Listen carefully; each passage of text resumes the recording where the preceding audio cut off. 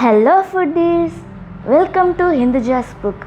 இன்றைக்கி நம்ம கிச்சனில் டேஸ்டியாக மொறுன்னு வெங்காய பக்கோடா எப்படி சிம்பிளாக செய்யலாம்னு பார்க்க போகிறோம்.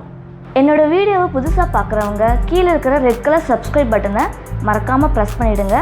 கூடவே பக்கத்தில் இருக்கிற பெல் ஐக்கானும் கிளிக் பண்ணுங்கள். வாங்க இப்போ கிச்சனுக்கு போயிடலாம். வெங்காய பக்கோடாக்கு 3 பேர் சாப்பிட்ற மாதிரி 2 பெரிய வெங்காயம் எடுத்திருக்கேன். இந்த மாதிரி நைஸாக நீல வாக்கில் கட் பண்ணிக்கோங்க. அப்போ தான் வெங்காயம் ஃப்ரை ஆகும்போது நல்லா கிறிஸ்பியாக இருக்கும். அடுத்ததாக 1 கப் அளவுக்கு துருவின கேரட்டு, நான் ஒரு மீடியம் சைஸ் கேரட் எடுத்திருக்கேன். கூடவே 1 ஸ்பூன் இஞ்சி பூண்டு விழுது சேர்த்துக்கலாம்.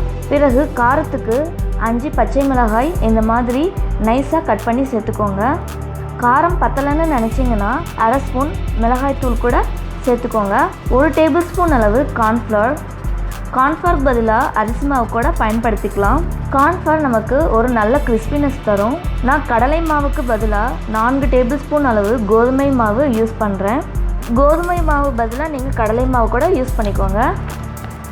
1 கொத்து கறிவேப்பிலை சேர்த்துட்டு 1/4 ஸ்பூன் மஞ்சத்தூள், கூடவே தேவையான அளவு உப்பு, 1/4 ஸ்பூன் அளவு பெருங்காயத்தூள்.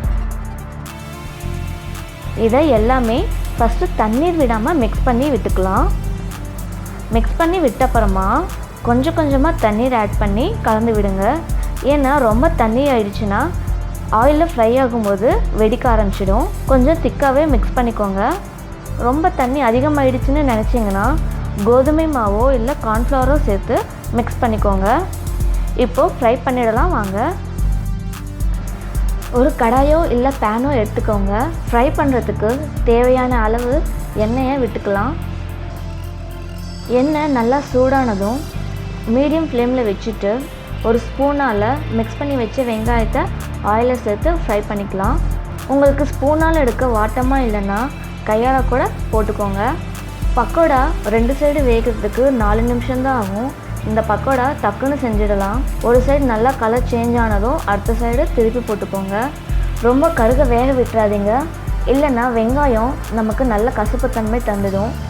பாருங்கள், இந்த அளவுக்கு சிவப்புத்தன்மை வந்ததும் எடுத்துடலாம்.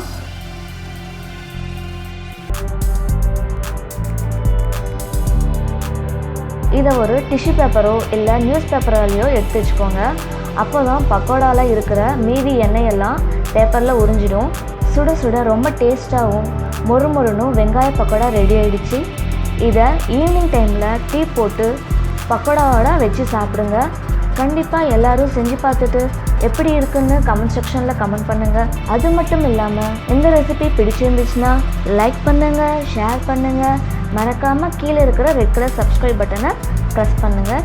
தேங்க்யூ.